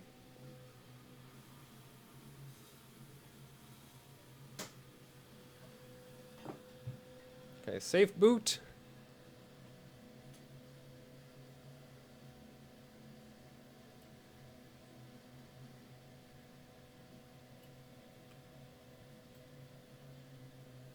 So yeah, and basically, oh, and the modifications you need to do to one of these, because Adafruit ships them with a 100 milliohm shunt, so you have to desolder the original shunt and replace that. So, yeah. And then you need to figure out a way to attach it in line with a PCIe power cable or something, and that's actually a major pain. I like this first prototype, I'm not happy with how it turned out, so I'm going to be working on a completely different way of doing the whole thing.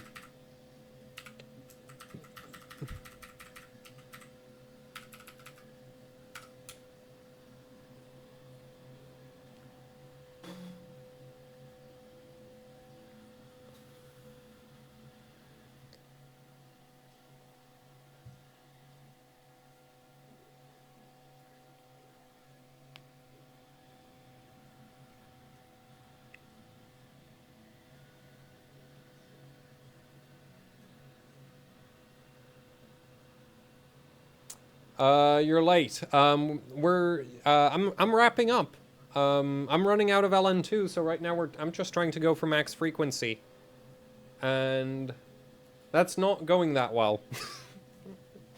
CPU runs benchmarks at 5.4, but like validation, I think we're looking at like 5.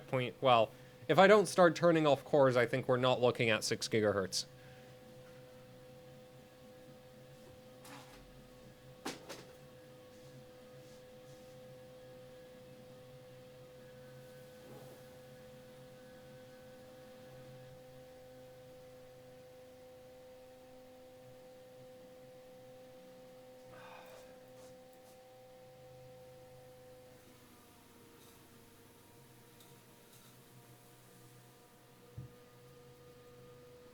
Yeah, so bad news, like, we're at the point in the DWAR's LN2 content that it's actually extremely hard to get it out. So I think we have like 15 minutes left before I run out of, well, no, not even that. Before I run out of LN2. So, yeah. This is the end. The end is nigh. Because there's not going to be any liquid nitrogen left to keep this beast cooled. Man, this thing doesn't even want to boot Windows with this much core clock.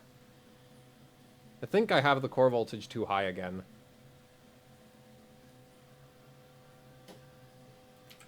Let's try go into the BIOS. Because it does get like like, it does kick out, like, I can see that the temperature is going, like, way up when it tries booting Windows, so it is getting hot. So I'll try drop the core voltage a tad. 1.95, I think, should do it.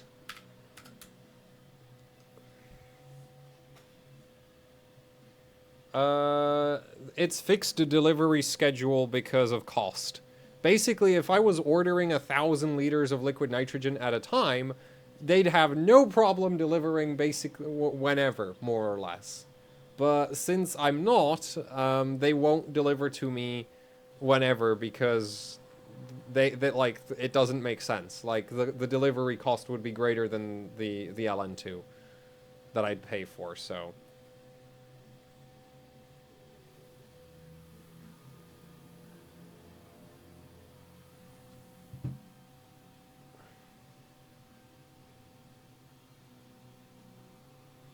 Like, I'd have to buy absolutely... Well, I think actually 1,000 liters might be a bit high. I think in like 750 liters is where they draw the cutoff point. But still, it's just like 750... Like, that's 750 quid every delivery. Because I pay £1 a liter, so... Yeah, no. it's like a high-end GPU worth of LN2. I'm not paying for that. Like, I'd want that, but I don't have the money for that.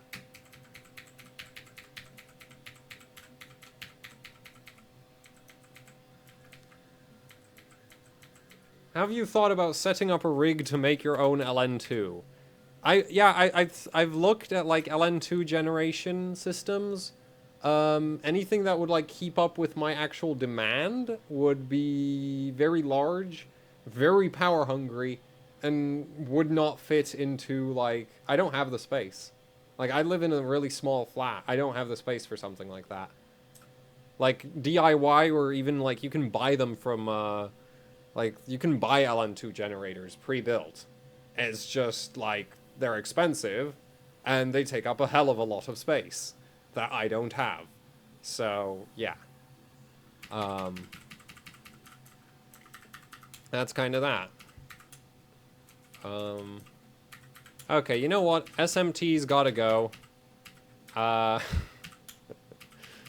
Wait, where is it? Where's the core counts? Oh, right, they put it under CBS, which I don't know why they put it there. What? What? No, where is it? Oh, there. Ah, there we go. Core thread enablement. Agree. Down core control.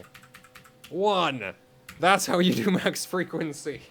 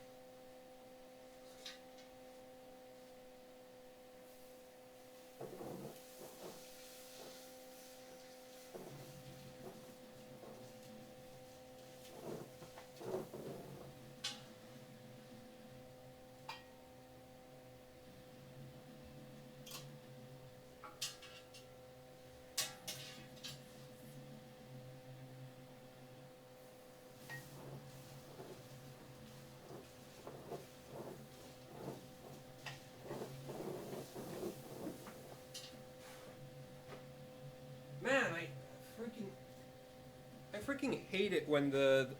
I really hate it when the DWAR's empty. Because in the process of trying to get LN2 out of it, you spill way more LN2 than you actually get out. Well, you catch into the thermos, because you end up having to tip the whole thing upside down. And LN2 just goes everywhere. So, yeah. My feet are cold. The room floor temperature has dropped pretty significantly now. Wait, so now it's booting. I didn't hit safe boot, did I? No, I didn't. So, cool. Let's try this. Yeah, so I think I have like one more refill. If even that. I really can't tell once it's this empty. What memory kits have lots of XMP profiles? I have no idea. Like, I think Kingston's pretty good about putting multiple XMP profiles. I think. I don't know. But, like, most of the time... Like, I don't know a brand that, like, specifically advertises that they do that. And I don't buy enough different memory kits to be able to tell you off the top of my head. Have you experimented with Der Bauer's direct die frame? No, I don't have one. BZ, do you happen to know roughly what physical size of the XFX RX 480 580 VRM? I want to buy a one-piece heatsink for my water-cooled card, but I'm too lazy to pull my card out to measure it myself right now. Is that the GTR?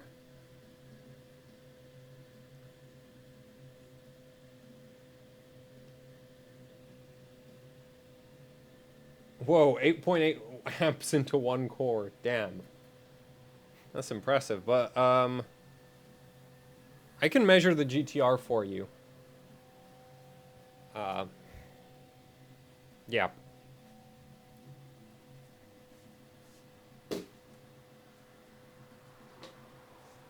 Wait a minute, if you have it water-cooled, wouldn't you, like, where did you put the GPU's heatsink? Because you should still have the heatsink from the card. Can't you just measure the screw holes on that? That'll tell you. Okay, so that is not gonna work. Like, you could just, because the heatsink has the VRM thermal, like, the heatsink integrates. Yeah.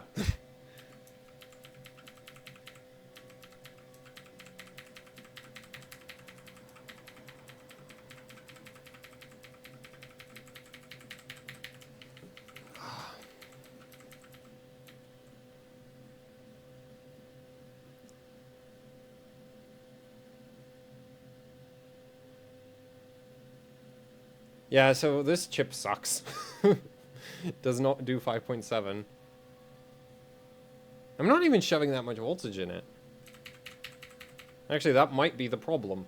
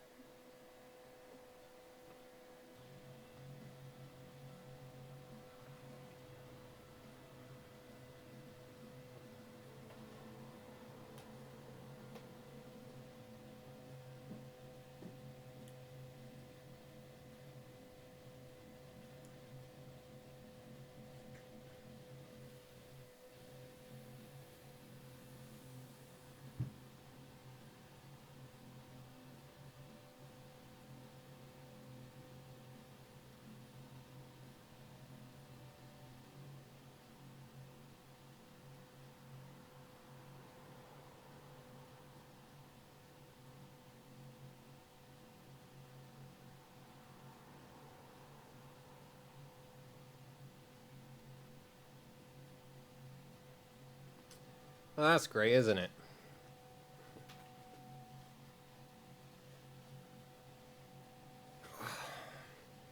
When booting Windows becomes the stress test.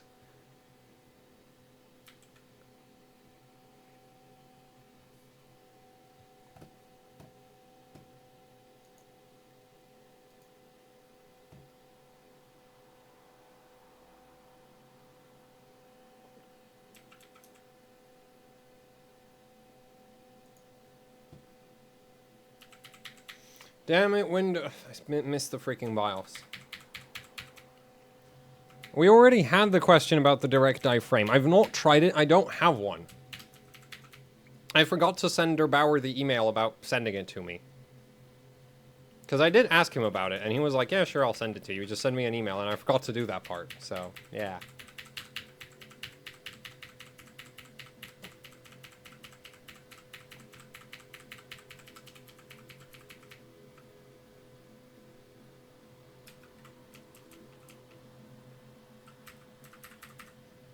Okay, look, I am running out of patience here. 2.1. 2.1. There.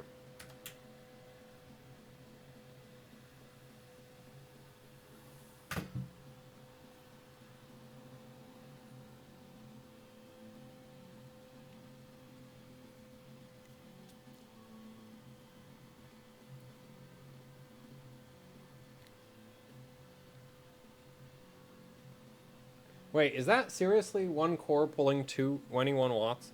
21 amps?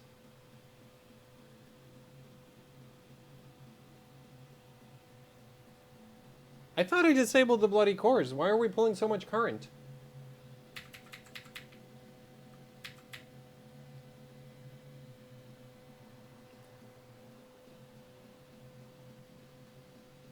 Yeah, no, I don't think that's the...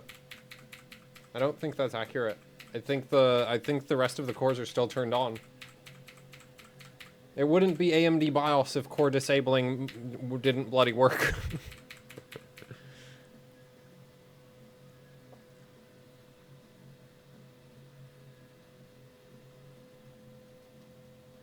It is, yeah, okay. It's not even getting into the BIOS anymore. Safe boot, yay!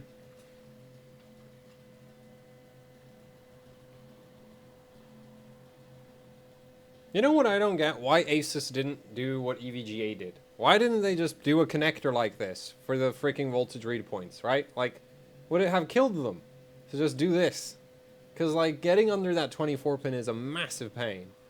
Either way, it doesn't matter, because once you check that the, like, how the board behaves, it's like you can just, you know, just trust the software.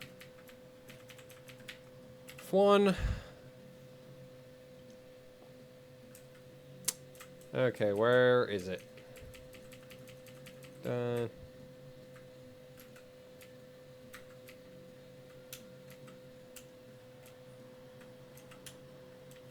Agree.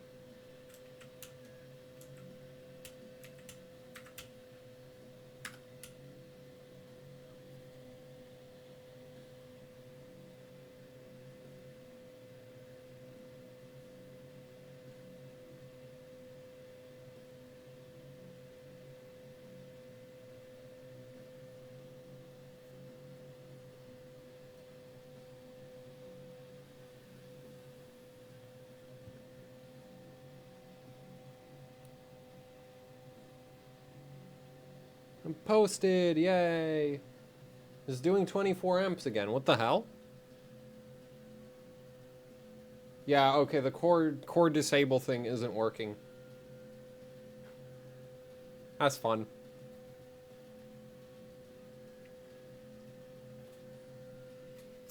I'll see if retry fixes it, but I doubt it. I think it's literally just straight up not implemented properly in the BIOS right now.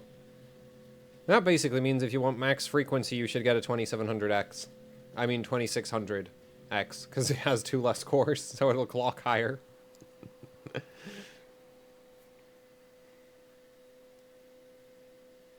Yay, is broken! Also, how much LN2 is still in there?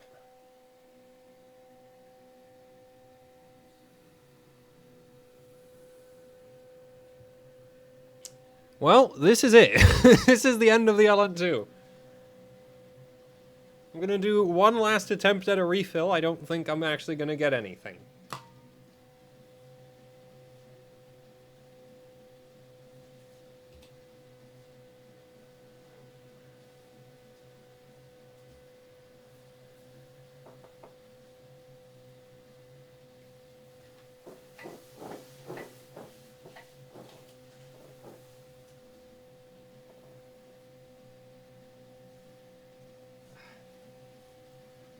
Okay, I have a great idea.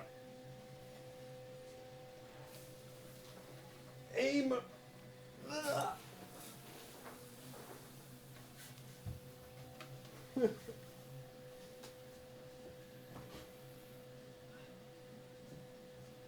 Well, I hit everything except the LN2 pot.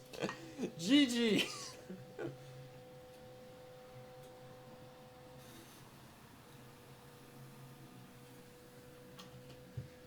Oh.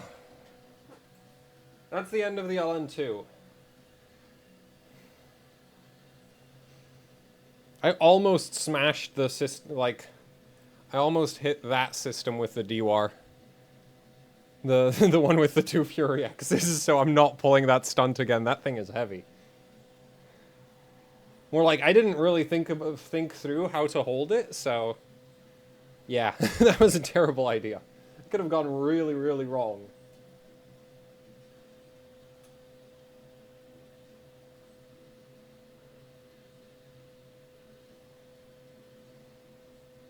I think most of the LN2 ended up in the...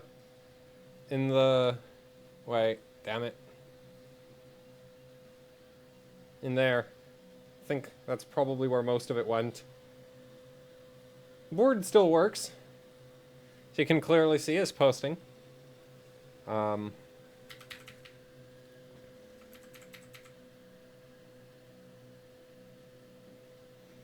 But evidently core count settings don't bloody work, so that's great.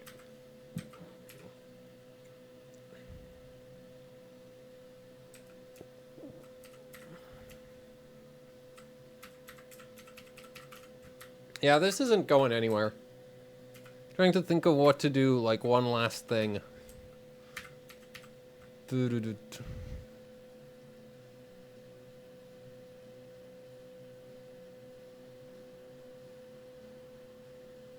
Wait, what would have been a cool, profitable video for YouTube?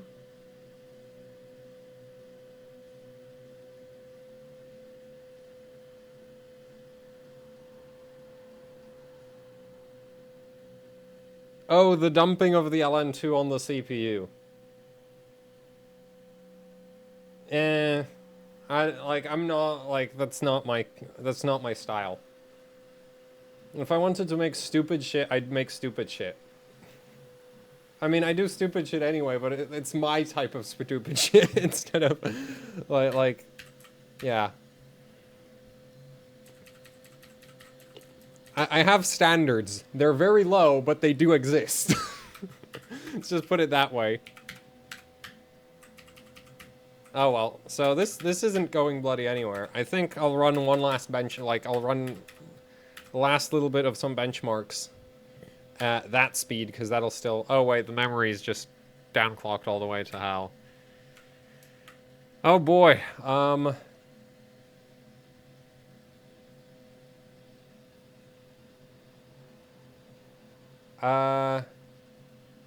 do you happen to know why the X299 Dark is not available in Europe? No, I don't. I have no idea.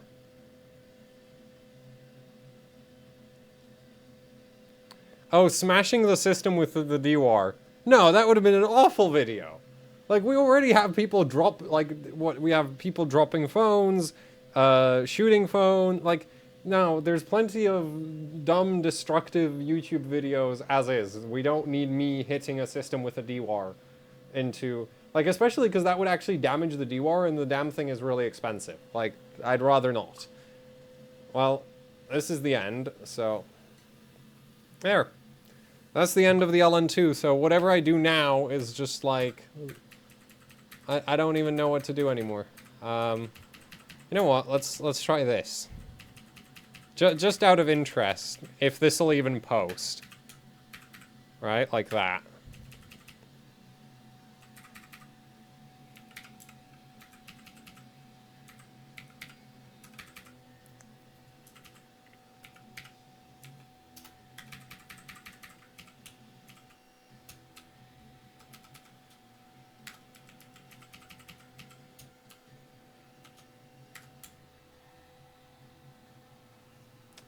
Can you try playing a game? No, because there's no games on this system installed.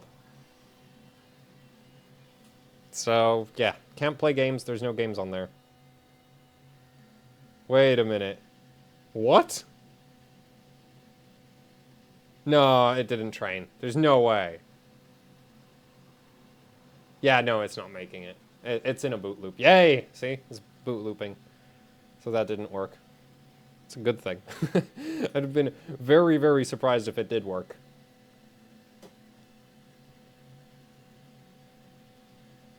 Can the motherboard attempt to post 3 times, I think, is the default attempt to count, before the LN2 runs out? Shall see. It's trying. It's trying. It gets stuck at a... Wait a minute. And it's stuck on a 7A. That's a new postcode. Guess we're gonna be mashing the retry button. See if it gets through now. It's trying again. It's doing B7 for training. Still trying. And it's looped. So... And it's looping again. And... Yeah, it's not making it. It's not making it. There we go. We're back on that 7A postcode. It's not working. I'm gonna try loosen out the timings, see if that helps.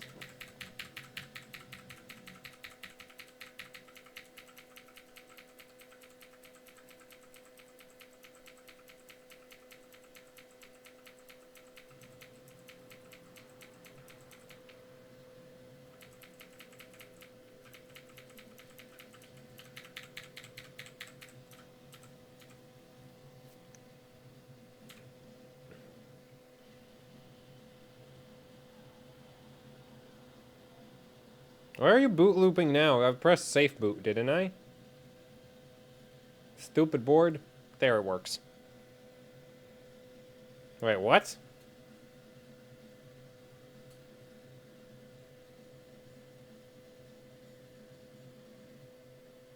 Did I actually manage to, like, make it not boot anymore? I have a pretty good theory on why it might not be booting. See this memory stick right here?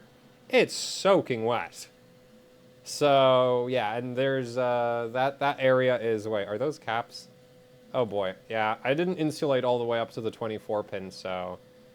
If it's not posting, it's probably because there's water in that area. So, that's one thing I'll have to revise, for the future. Oh wait, it posted. But still, I should definitely insulate... How's this area? That's dry.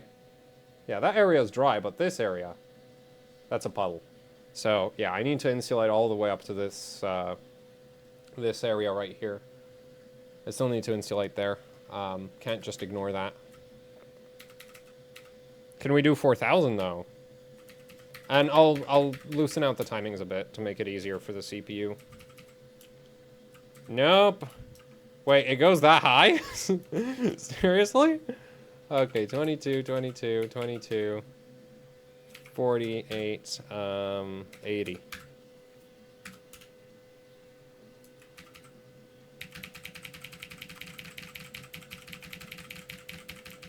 Look at those button mashing skills. 2T, gear down mode disabled. Cool. Nope. Bam.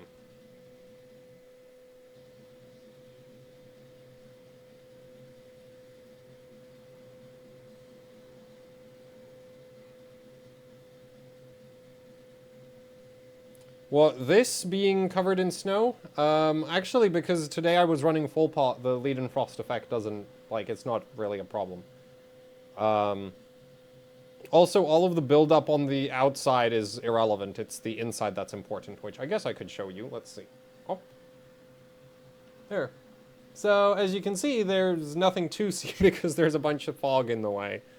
Oh, wait, it just booted 4,000. That's not really that impressive. Wait, we need to go faster. We need to go, like, way faster. If we can boot 4,000, it can boot 4,200. Heating blanket on the motherboard to keep it warm. Yeah, that's actually a thing.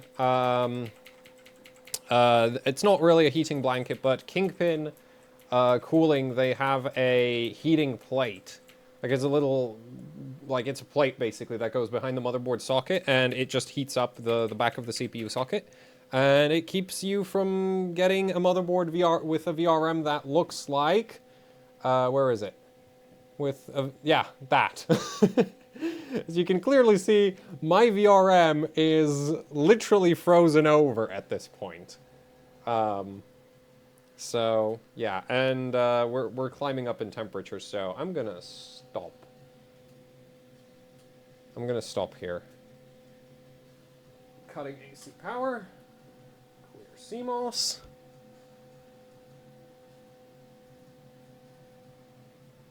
There we go. That's the end.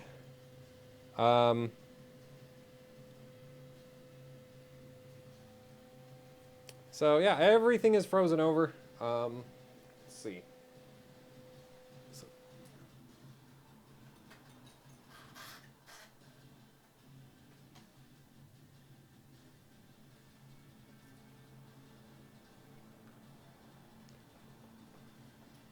So yeah, that's it for the live stream. It was a disaster, but it was relatively fun in my opinion. Turns out, so I should definitely look into benching some Geekbench because I seem to be surprisingly competent at it. I should also do Cinebench is still worth it, definitely. What else is there?